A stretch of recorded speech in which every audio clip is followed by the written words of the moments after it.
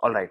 So again, I will first go through a simple syntax of how a for loop works for the benefit of new students who have like no idea what this loop is. So let me just create a class for loop, right? And I'll click on finish. Now here, let me make it bigger because last time someone asked me to make it bigger because if you are watching in mobile, it becomes difficult to see. So I make it bigger. I hope this is enough. I think Ashok asked me to make this fonts bigger. Anyway, so public static void main, let me just quickly type it out, string.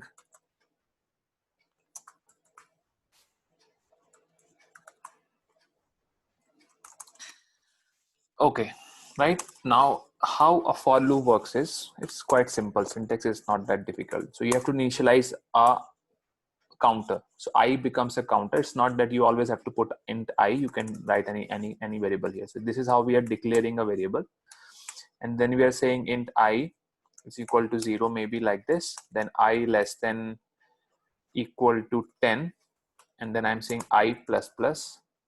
Then it becomes my loop. Okay, so that means what I'm trying to say here is I have to repeat the same steps, which is I'm going to write inside print ln, right? So this is a step which I want to be executed multiple times. How many times? 10 times, or rather 11 times. Let me remove this equal to from here. So this statement will be printed 10 times here. How it's going to happen? Every time in every loop, when this gets executed, the value of I will be incremented. And the moment it gets incremented, it also will be validated, right? So best way to explain this is by debugging it. So let me show you the debug part. So let's say you are finding it difficult to understand for loop. You're not very sure what's really happening, what is the values being changed at runtime and how it's going. So the best way to understand it is that you put a breakpoint here or here as well, maybe. Okay, and then you do what? Then you do a debug for it. So if I right click here and do a debug as Java application, there will be a pop-up. I'll click on switch. I hope you understand why I'm switching it. It's just I'm moving from this perspective to this perspective, just a change of view, nothing else. And click on switch. So it will come here. So now I am in a debug mode. So what I'm trying to do here is, let me just remove these variables from here. Remove, or maybe remove all. Now what I'll do, I want to understand how the value of I is being incremented and how this condition is being validated. Okay, so I'll just simply say I here.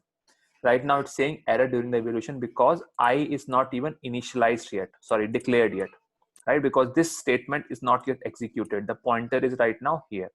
So this is how I'm also trying to explain how to debug. So you need to learn this. Without this, you will not be able to solve the issues which you might get when you code. So this debugging part is of utmost importance. As I already mentioned last class, that this is what you do when you go for in a live project. Not 90, but at least 80-90% times what you do is debugging. Very less coding, but mostly you debug. Even when you code something, you have to debug it, isn't it? So this is what you do. This is the most important thing, debugging. So you need to learn it. And the only way to learn it is, as I said, practice. You just can't watch it and learn it. Okay, so now let me go forward. This is I. Right now it's not initialized, not declared, not initial. That's why I'm getting the error. So what I'll do is I can do two things. I can resume or I can do step into. So F5 or F8, if I press F5, it will just go one step ahead. If I do a resume, it will just stop on the next breakpoint. So I can either do resume or I can do step into. There are a few more, step over and all, so don't worry about it. Just step into is what you need to recognize, and resume. So I will just use resume here. So the moment I do that, you will see the value of I got initialized as 0. Then I will put this here. This is the condition. right? So you remember we discussed the condition part in the previous in the last session. This is just like that. So this is being validated, evaluated. What is the value of this? Is it a true or is it a false? So based on this value, it will decide whether it needs to continue with the loop or not, or it need to break the loop. Based on this, until as long as this expression is true, the loop will continue, right? But there will be a point when this condition will be false. When? Because every time the value of I, so the loop is completed after a single loop, the guys, give me a minute please.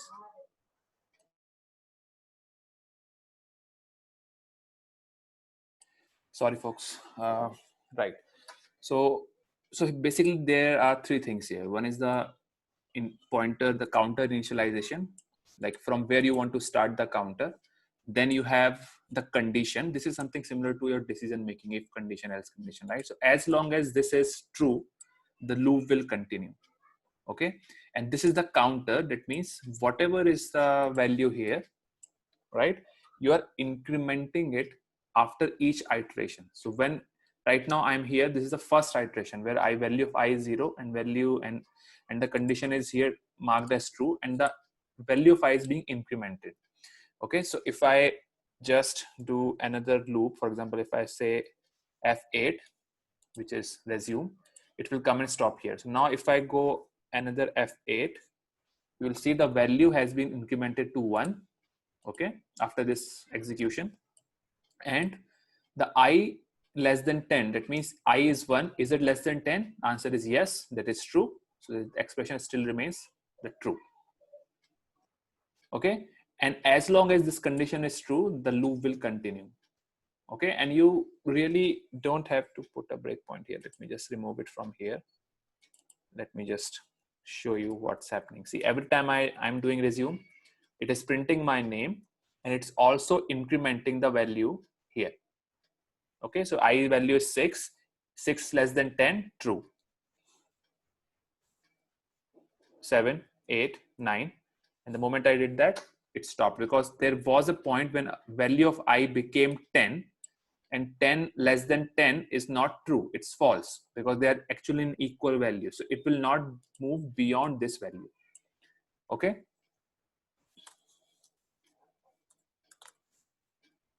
Now what if I do this? Can anyone tell me what will happen now?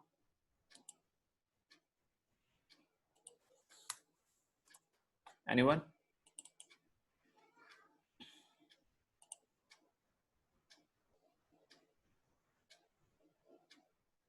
You know what's happening? Can anyone tell me what really is happening right now? Infinite loop. Yes, correct. This goes, into infinite loop. So this is the most problematic thing with any looping mechanism. That is, it should not go into an infinite loop, right? If your program has a loop which has a tendency to go into an infinite loop because of a mistake which you are making, then your program will continue to execute till eternity, until you actually stop it, right? Why it's really happening? Because as I said, this portion of this for loop actually is condition. As long as this is true, as long as this is logical true, the loop will continue, and that is what was happening. But if I put a condition here as 5, that means when, until unless I, the value of I is less than 5, right, until unless that is there, it will continue, the loop will continue. Okay, and the moment value of I becomes equal to 5 or more than 5, so there are two ways you can mention it. Either you can do this or you can remove it. This actually means the value of it should also consider when I value of I becomes 5. If I remove this, one loop lesser, one iteration lesser, because it will not execute on value equal to 5. Okay, so this is how basically a basic fundamental loop works, and the logic behind all the other loops, there are other loops as well, is almost remains the same. Then nothing usually basically is different there. It actually is the same. Only thing is, maybe in some cases you don't get to enter these kind of values. You don't have to iterate. Sorry, you don't have to use any counter. For example, there's a loop called as while loop. In while loop, you really don't have to put counters. All you need to put here is this. It will automatically execute the set of steps. For example, in this special case, I really didn't need to use the counter because I'm not using the counter. Sometimes it happens that you need to use the counter itself in your step, right? Then you actually go ahead and use for loop with counters. If you don't need it, then you will not use for loops. Rather, you will use while, do while or while, which we're going to talk about here. Okay. Rather, let me show you some simple one, right? So here, if you notice, I here also see there is a condition which is mentioned here, right? But I'm not really incrementing or decrementing here in the condition. However, there's an additional step which I have written here, but you really don't have to use your while loop when you really don't need a counter.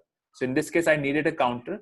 So this while loop is not really good candidate for this. If I need a, so there, what I'm trying to answer is when you're going to use while and when you're going to use for.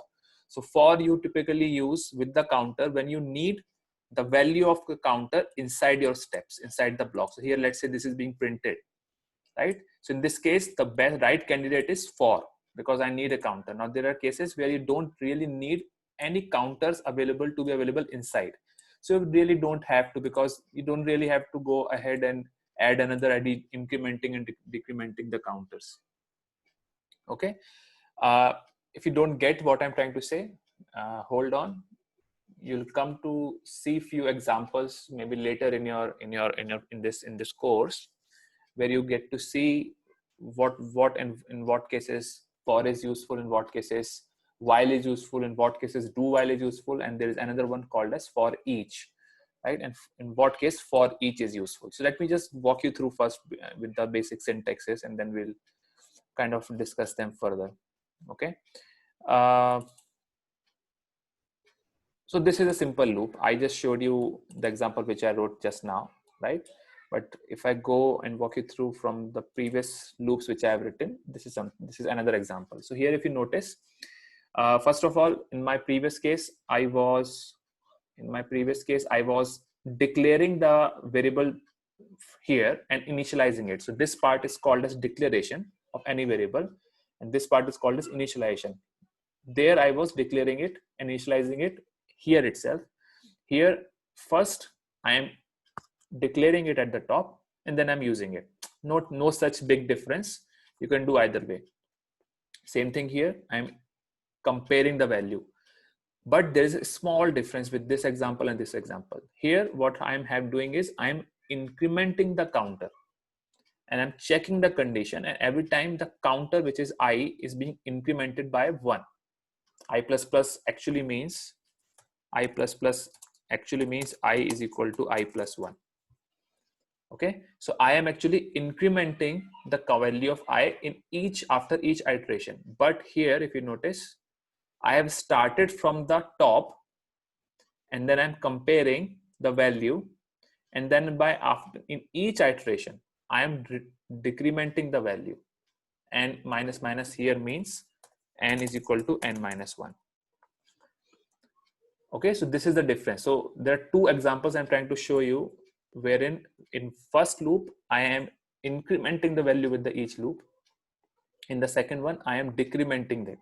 So you can use for loops in either way based on how you want to execute it, and what kind of logic you want to write. Where sometimes you want to go from top to down, sometimes you want to go from bottom to top.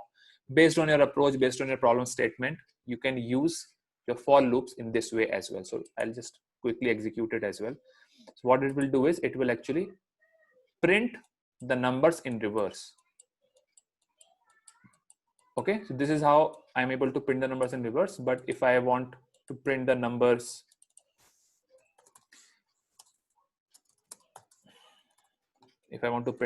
like this, that means from 1 to 10, then I can do this. So now it has printed from top to top to bottom. or whatever you wish to call top and what you wish to call bottom based on that. But I can go left to right or right to left or top to bottom, bottom to top based on how I am configuring these values. So if I'm starting from 0, then it will go I plus plus, right? If I go from 10, and then if I'm going from 10, then I have to decrement and I have to change the direction of this, right? Then it becomes my top to bottom or bottom to top. Okay. Now, this is your simple for loop. I hope there are no questions as such as of now. If you have, then you can chat or you can interrupt me in between and ask. Okay. So I have my chat opened as well, separate window. Right. Now let's look at while loop. So while loop we discussed, it works exactly the same way. Only thing is we don't really have to have a counter here. Okay. So here you see the counter. That means you can still use counter if you need to, but all it takes is here in this it has only one segment, and here all you need to provide is true or false. Okay. So if the condition is true, it will keep on executing it. If condition is false, it will basically will not work. Now the risk of getting into an infinite loop is higher in the while, because if you don't set these kind of counters, and unfortunately there is a condition.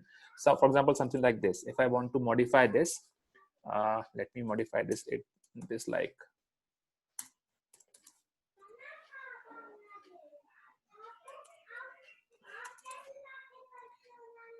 n. So let's say I have a variable called as boolean a whose value is true. Then we have another boolean value b is equal to true, and then you say a is equal to b. So what will happen now is it has a high chance of going into an infinite loop, because if you don't have, as I said, if you're using a while loop, that means you really don't need to have any counters there, right? That's why you use it. And sometimes, let's say your code is too huge, this value of a and b are being set at runtime, right? Here right now I have just pinned, so you can actually see and you can judge it's going to an infinite loop. But when you see a big project, big code, piece of code, values of a and b might be getting set somewhere else. You're not very sure of it. And if sometimes mistakenly you are doing something like this, that means from here you're not getting any idea what's being compared. If you hide this, let's say this is being set somewhere else and you only see this, so by just seeing this, can you tell whether it will go into infinite loop? Not quite, right? So this has a huge risk of going inside an infinite loop. So you need to be very careful when you actually use while loop. Putting this into contrast to for loop, for loop is in itself has a mechanism, a safeguard, which is like this. Because you have a endpoint, you know that after this it will go into a end, it will end at here at this number, right? But you are not very sure about that here. So this has a high danger of going into an infinite loop. So basically, if you're programming it stupidly, you can bring any loop into infinite loop, right? But all I'm trying to say is the likelihood of going into infinite loop is higher in while than in for. That's all I'm saying. And the only difference is that you don't need a counter here, but there you need to have a counter. And sometimes this is a good thing, because if sometimes you need to make use of the counter inside. So here in this case, I don't need any counter inside, right? So in this case, if I don't need any counter inside, then really I don't have to use for loop. I can stick with the while loop. But if you want a counter to be used, then you have to use for loop. That's how you can judge whether what to use, what not to use, right? So for example, this example which I have told you is a bad example of a while usage, because if you see, I need a counter because I need to print it, but I don't really have to use while. I can still use for, because for you can by default get a counter. You don't have to initialize it and then you have to separately increment it. So what's the point of using a while? Because the same facility you can directly use in for. Only for the demonstration purposes I have used it here like this. Okay, so enough said on while. Now comes your do while. So this is your do while. Now in do while, the basic difference between while and do while is that if you want to execute a step at least once, then you will use a do while. So here if you see, irrespective of what is the condition, irrespective of if n is greater than 10 or not, irrespective of that, this block will execute for sure. So one time it will surely will be getting executed. Only in the next iteration it will check the condition, right? So this is the basic difference between while and do while. Otherwise, as I said, all the loops work the same. The purpose of having loops is that it will iterate through a portion of your code, right? Let's say you have five lines which needs to be executed continuously for a certain amount of iterations. Then you need to use loops. You have four ways rather. One is your do while, which is this. In this do while, it will execute these steps at least once, and then it will check the condition. If the condition is true, only then it will continue to execute. Otherwise, it will not execute. So here you will see n is 10. It will print the 10. Then it will decrement the value n minus minus. Okay. So maybe it's a good time to tell you one more. I'll just try to demonstrate debugging again here, because that's the best way to visualize what is happening. Okay, so I'll put a breakpoint here, and I'll see debug as switch. So if you see, if I have it changed to n, value of n is 10. Right now, value of n is 10. The moment this statement gets executed, let's see what happens. The moment this gets executed, it becomes 9. So value of n becomes 9, and then it will check here, n greater than 0. So if you notice, in do while, the checking of the value happens after the execution of the first step. So do while is actually used for if you have a situation where you definitely want to execute the first iteration, and then you want to check whether you need other further iterations, then you're going to use do while. Okay, I think it's pretty clear, because if you see, this wasn't checked, n greater than 0 wasn't checked. First this got executed irrespective of whatever is the value of n. And once this got executed, only then the value of n greater than 0 will be checked. Sorry, n greater than 0 will be checked. So right now it's true. So if I continue to do this, you will see the value of n being changed, and it's being decremented every time. So in every loop, value of 9 n is getting decremented. Okay, and there was a time the n greater than 0 became false and the loop ended. So as long as this condition is true, the iteration continued to happen. Right now, there's one last part in this looping, which is where did it go? For each. Now this is another way of using the for. It is also called as, sometimes it's called as enhanced for. So here it actually looks like a while loop, okay, but it isn't actually, because here if you see, there are no counters as such. Don't think this is a counter. This is not a counter as such. This is you can say an element in a collection, right? So you use for loop. Now again a question you would ask, when we are going to use. So we now are very, very familiar with for, how to use for, when to use for, when to use do while, when to use while. So for you use when you have a counter which needs to be accessed inside the for block, then you're going to use for. While you use when you don't have a counter but you just want to iterate to a certain condition.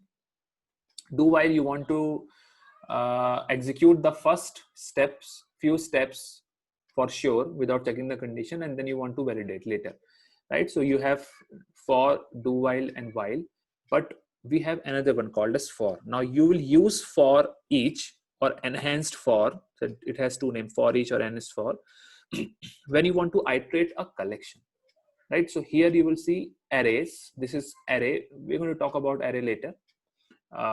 Maybe in next class we'll talk about it.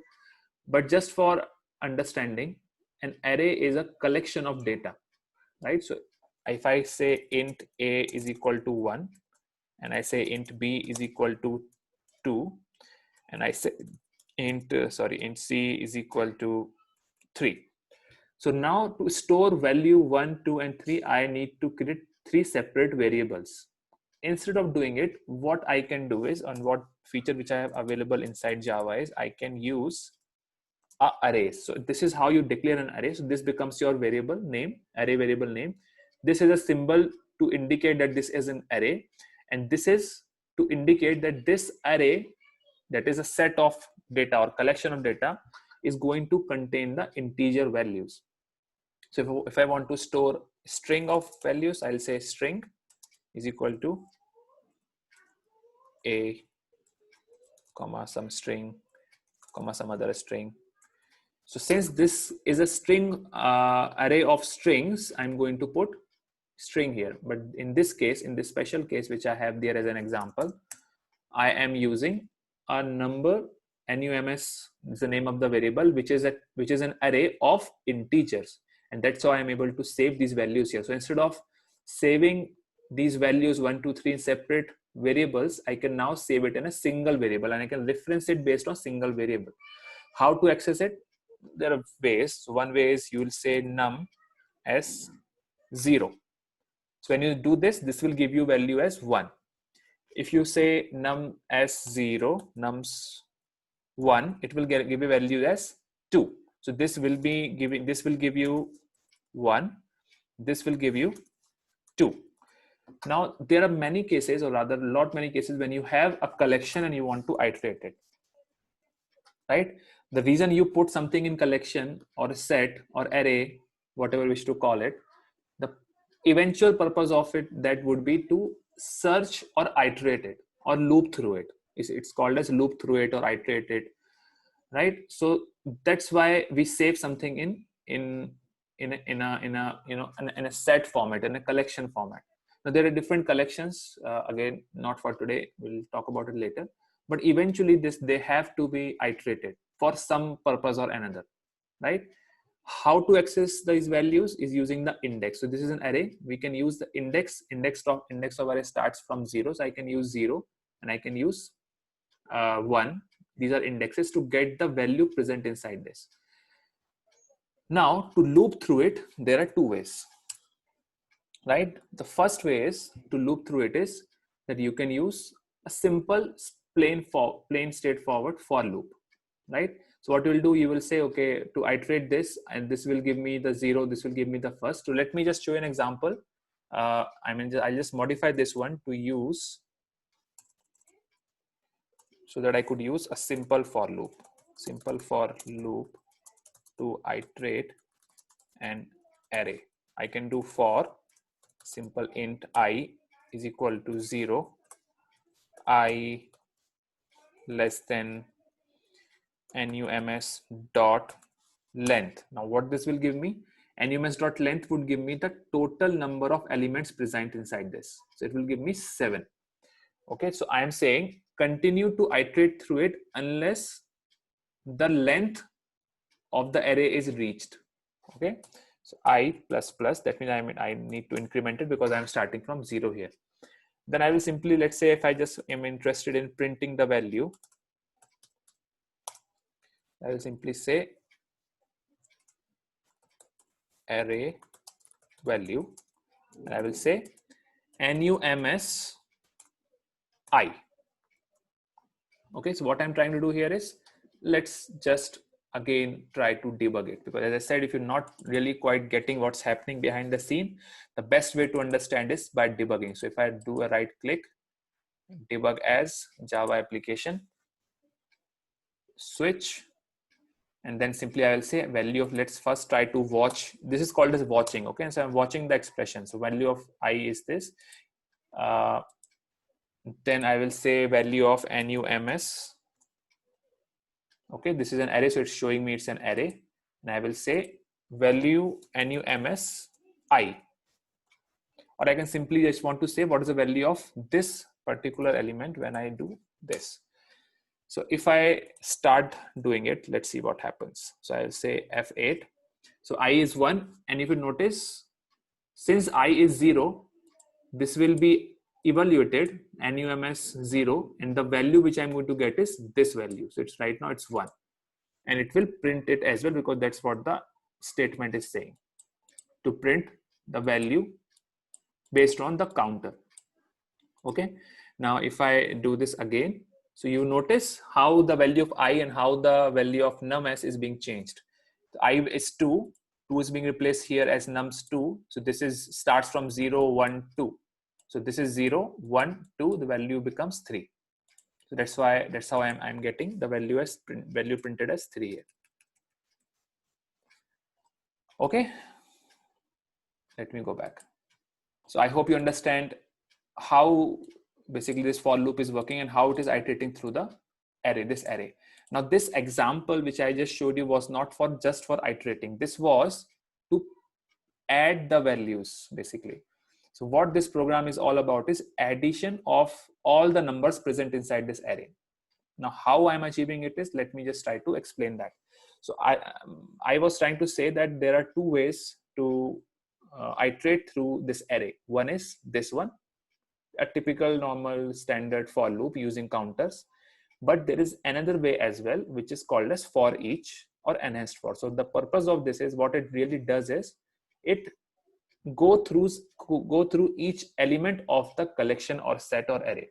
So what I'm trying to say here is, int x in nums means for each iteration pick the first element here, right?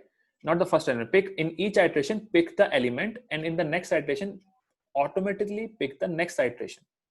What it's really trying to say here is that x, when I say x, it points to 1 in the first iteration. That means x, the value of x becomes 1 in the first iteration. In the second iteration, value of x becomes 2. So what really this for loop, enhanced for loop is doing is that it is iterating through individual elements here. So in first iteration, it will target this. Second iteration, it will target this. Again, the best way to do is to debug it. Let's see how the values are being changed here. So what I'll do, I'll put, what did I do? Okay, I need to put it here. Okay, now I'll put a breakpoint, perhaps one here and second here. So if I just go and put a debug switch. All right, so now what I'll say, okay, the value nums is already there. Let me see sum. Let me say sum. Then let's say, what do we have in nums? So nums is actually array, which is okay. Then value of x. So I want to watch value of x. Okay. Now let's just see what happens. So if I do F8 in the first iteration, value of sum is 0. Nums is okay. It is an array anyway. X is not being evaluated because it's not being even declared yet. So I will do another one, another resume. So now if you see, value of sum is 0 because yeah, it is 0. Value of x is 1. How did it come as 1? Because it has fetched the first entity. And now what I'm saying is sum plus x plus equal to x, which actually means sum equal to sum plus x. Okay, you don't have to be confused by this. If you find this confusing, don't use it. Just simply write what you wish to do with it. Okay, so now I'm saying sum equal to sum plus x. What's going to happen really is, after this statement gets executed, the value of sum becomes 1. Okay, why? Because sum was 1 and x was this, sum was 0 and x was this, and it has added 1 plus 0, 0 plus 1, which becomes 1. Let's try to see the next iteration. Now here, if you see, sum is 1 because sum you already in the previous iteration you set as 1, and the value of x now becomes 2 because this is automatically moving through or iterating through this array. So first in the X, it automatically saved 1. Now in the X, it automatically saved 2. Because the purpose of this is to iterate through various elements in the for each loop. In this array. So now if you see, sum is 1, X is 2. So what will be the new sum? Sum is equal to sum plus X. Sum plus X is sum is 1, X is 2, which is 3. So sum value will, after this statement is executed, the value of sum will become 1 plus 2 as mentioned here, right? So you see sum becomes 3 and X again got initialized, redeclared basically. So value of X got removed. So previously X was holding this value as 2. Now the moment I execute this X will now hold 3 automatically. I'm not saving it. The loop is automatically being iterating. Sorry, this statement is automatically being looping through this array. So if I do this again, so see the value of sum is 3 because this is what I got when I do 1 and 2. It got 3 and new value of X is 3. And now the same thing will happen. Sum is equal to sum plus X. Sum is 3. X is 3. This gives me 6. So after this execution happens, I'm going to get sum is equal to 6 because this is going to be added. Sum is getting added with X and the new value is being saved to the sum itself. You see the value became 6. This program was actually for adding of these numbers, adding all the numbers which you have here. So this was the context of this loop. Did you guys understand what I'm trying to say here? Is it difficult to get? Understand, Akash. Okay, understand. Okay. See, for loops are like the fundamentals of logic building, because this requires you need to visualize how the loop is going on and how it is actually navigating and how it is navigating through the arrays and how the counters and values are being modified. So you need a visualization, but you cannot just automatically get it. You really need to see it. The way you visualize it using this debug feature. So if you are finding it difficult for a piece of code that you're not able to understand what really is happening, this is your tool. This debug is what your way to understand what really is happening. Okay, I'll just stop it. I'll go back to the original view. So we discussed do while. We discussed okay, this is a big example. I'll explain later. We understood for each. Then yeah, there's another one. There's another example. Right. So here what's happening is, now this is something which I want to talk about in the break part when I want to talk about breaks. But since this is example which appeared, I will just talk about it. Now sometimes during the loop, you feel that I need to stop my execution after certain amount of iteration happens, right? So here the example here which I have here, let me just put it here so that you understand the brackets. So what I really want here is, I want to iterate through this array, and I would like to say iterate through it until you get the value as 5. So basically all I want is I only want to add till 5, not more than that. Okay, so how to achieve this, right? So now in the previous example we understood X and nums, right? So every time this is being picked in the sum, as you know, sum here, it means sum plus X. Okay, so 1, 2, 3, 4. So it will work just fine. It will continue to add. This is exactly the same example which we discussed in the previous snippet. So it's exactly the same. Only difference is the moment X becomes 5, I want to say don't go further. So this is a break keyword, a break statement, which actually breaks any for loop or any loop for that matter. That any of the for loop which you are using, or any do while or while, whatever it is, it will just break the loop. And here for breaking the loop, I have a specific condition. I want to say if X is 5, then break it. Again, I would like to, if you're not getting it, then you have to debug it, right? So let me just debug it. And this time I'll just put one breakpoint here in the if part.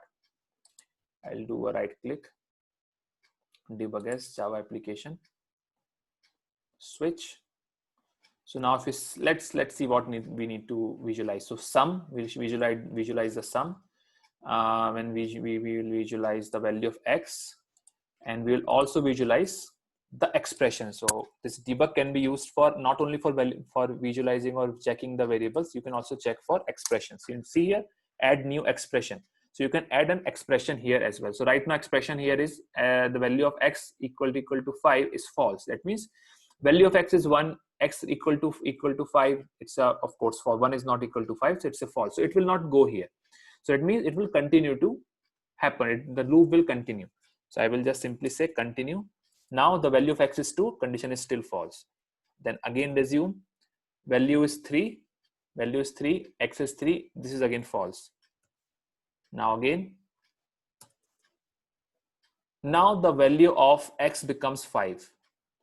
And this expression x5 is equal to 5 becomes true, right? So now since this if condition is returning me true, this is a statement true. Now the counter means this arrow will now land up in the break. So now it will come here. See, now it will come here, because prior to this was not being executed, because every time this only will appear, this only will come if this is a true condition. Since this is not a true condition, it will never come here. But now this became true, it has appeared here. Now the moment this break is getting executed, the moment the break gets executed, it will break the loop, even though the purpose of for is not fulfilled, because I'm writing here that it should iterate through all the elements. And right now value of x is 5. That means x is here. These elements are still pending to be executed or iterated. But the moment I say break, it will now skip. It will not go further. So see, it has stopped. Now it is saying summation of first 5 elements is 15. Okay, fair enough. So this is how you actually break a loop, because sometimes or most of the time you don't want your for loop to continue after a certain period or after a certain condition is met. And when that happens, you need to break it. You need to say, I don't want to continue further because my condition is met. My condition is successful, right? Again, a useful utility, again, a useful concept, which you're going to make use of a lot when you write the logic in your Selenium test cases or API test cases for that matter, right? I hope this is clear. If you have any doubt with it, I'll show you a few more examples of how you're going to break loops. There are different examples, but if it is difficult for you, really what you need to do is to practice it, because unless you practice it, unless you try to do it on your own and do this debug thing and all, you really will not understand what's happening. As I said, this is not a movie. This is something to practice upon, right? And visualize what's happening, right? So I've given you 2 ways. One, I have given you code, then I have given you a utility. I've taught you a utility called as debugging. So debugging is a utility which you can use to understand what really is happening behind the scene. Okay, let me go back to further example. Now this is an example which I think Yadnesh sent me over WhatsApp, so I thought of including this for explanation. This is actually, so this is a very famous pattern which we all learned when we were in colleges. So this is a pattern printing. This prints the something in this format, like stars in a pyramid format. So they're different. These kind of questions sometimes you would also be exposed to in an interview. So when you go to an interview, they might ask you to write a code which does that. So this is, if you see, this is a nested for. I'll talk about it in a while. First, let me show you this in a very simple example, which is this, right? So now nested for, as we saw nested ifs, right? So we have this if, and inside this if we added a condition, right? So inside if we added one more if. This is nested ifs. The same way we can also achieve the nested fors, basically. So I'll go here. So here we have a for. That means we want to iterate something, and then we again want to iterate something else within. Okay, so here what I'm printing is, again I need to put some bracket, might confuse you further.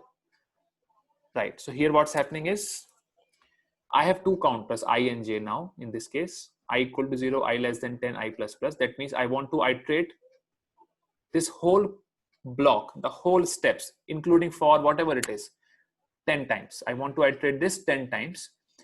And in each of the iteration of the parent for, I will further iterate it again when depending on the value of I. Okay. Now again, as I said, you might not be able to visualize it, what really is happening. So what is the best way to do it is using debug.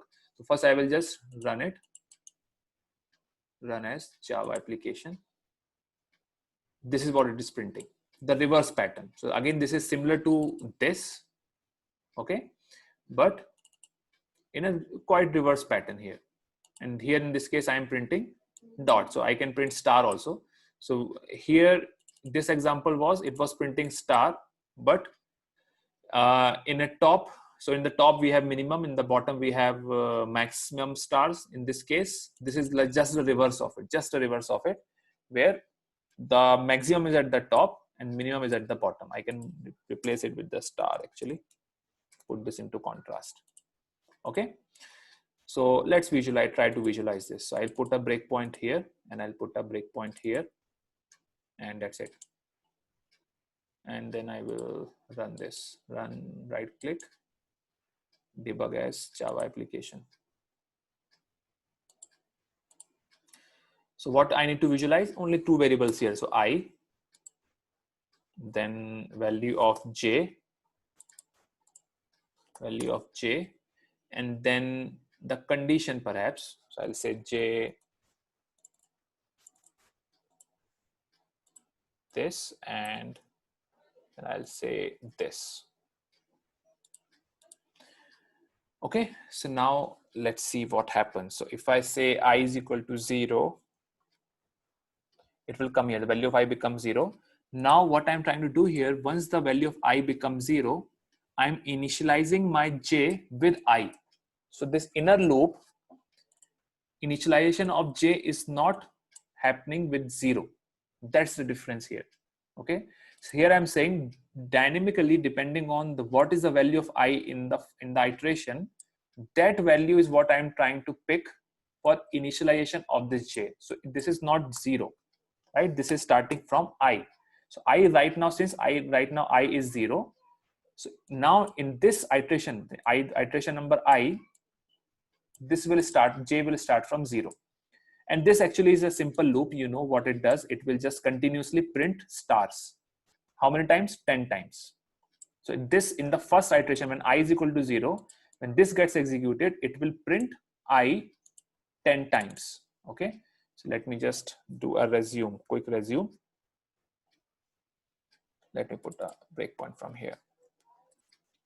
Right. So it has printed it 10 times. You see?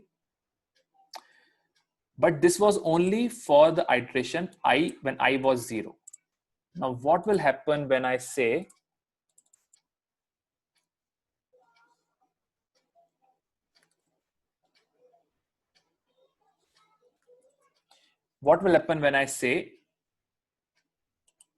again I resume? So value of I becomes 1. So now the value of j becomes 1. It's not starting from 0. It will start from 1.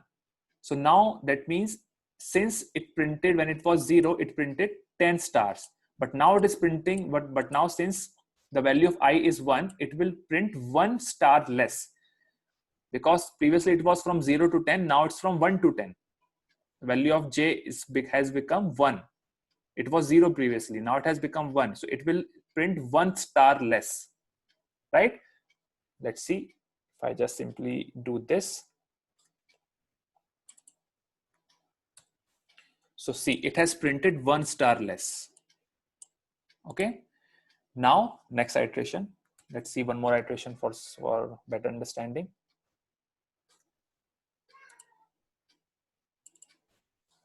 I'll have to stop it here. Now what's going to happen? The value of I is 2 now. That means this time value of j will become 2, because the value of I is 2. So now this loop, inner loop, will now work 1 even less. So it will start from 2 to 10. So previously 1 star was less printed. This time 2 to 10, one more star will be printed less, right? So if I simply do this, removal of this breakpoint, quickly print it. So see, 1 star is less. And this is how it's continued to happen. So every time value of I is incremented, number of stars will be reduced, one after another, one after another. Okay, so this is, guys, this is the way to visualize how these nested for loops are being used. Again, a very important utility. You have to use this in many basic examples of sorting, at least. So when you want to sort an array, right? So let's say you have an array like this: 3, 6, 8, 1, 5, 3, something like this. But you want to print this in an ascending order, right? Ascending order. Like for example, you want to say 1, 2, 3, 4, like 1, 3, 5, 4. Sorry, 1, 3, 4, 5, 8. You want to print this.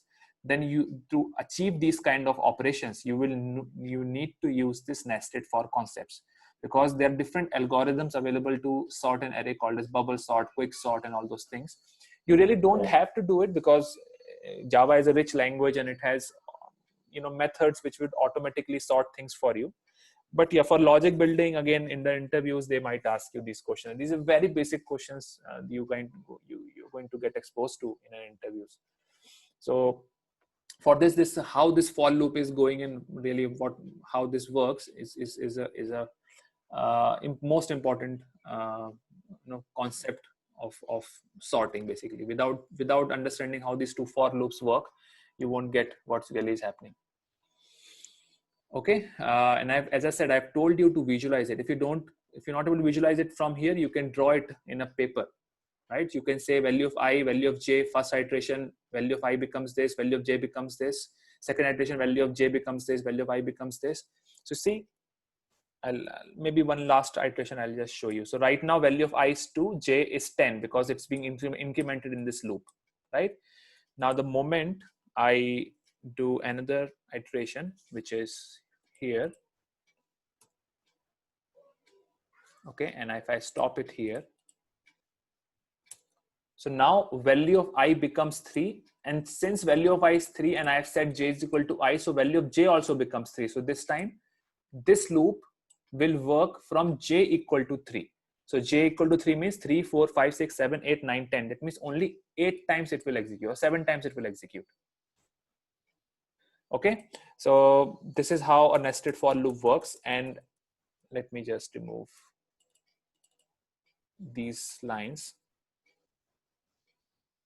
So this is printing. Every time I'm running it, since the value of j is being initialized with a greater value, so this becomes a less iteration for the inner loop. Okay, so as simple as that, program got executed, done. And the same way this is being, so I think Anish, this is what you were asking. This is the same explanation which I've given here. Actually is the similar thing which is happening here. If you're not getting it, I recommend you to try it, try debugging it, then you will know what's happening. So here the only difference is the value of I is equal to 0 and j always will be 0, but the condition here is different. In this case, condition was constant, but this was being changed. But here the condition is different. Condition is saying only execute till the counter. If I is 0, then run only 1. When I becomes 1, then run it 1 time. When I is 2, run it 2 times. When I is 3, run it 0, 1, 2, 3 times. Then I is 0, then I becomes 5. Sorry, when I becomes further incremented, then run the inner loop based on the value of I, or incremented value of I. So if I run this, it again gives you the same impression. So if I just run this, same thing is happening, just in a reverse order. So again, this might you might find it a little bit overwhelming. You might feel, okay, I'm not getting what really is happening, right?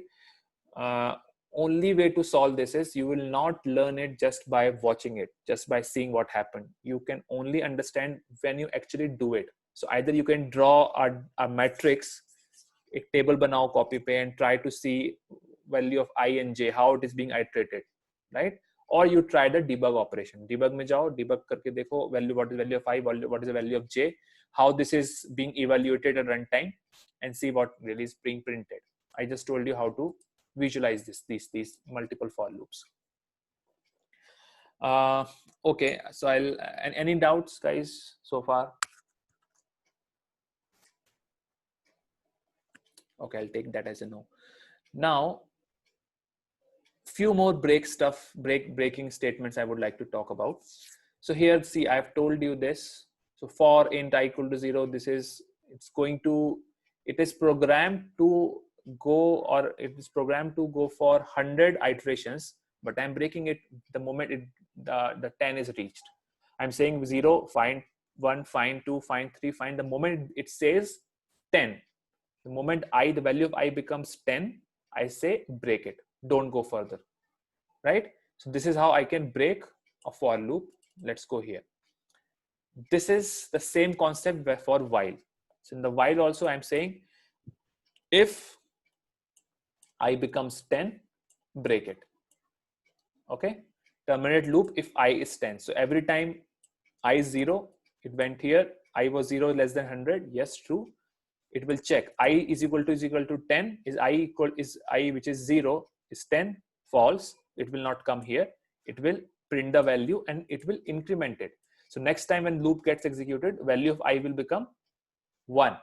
And again it will validate it, and it continuously happen until the value of I becomes 10. The moment it becomes 10, I'll say break, and then it will not go further. It will just stop there and the program will end.